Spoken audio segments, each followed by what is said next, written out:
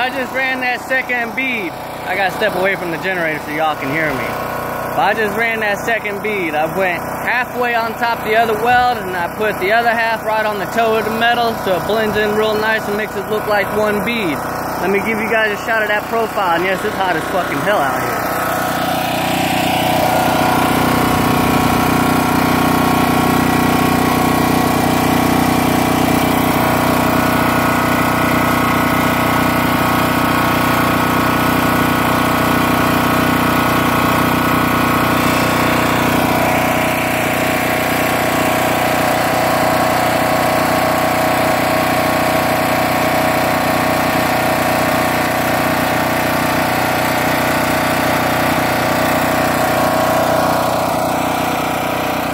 Well, I just wanted to give you guys a little demonstration.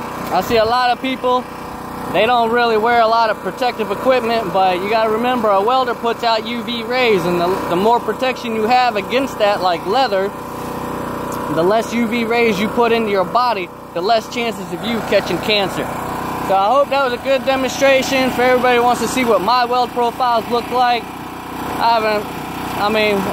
It's been probably about 3 months since I actually had a customer, since I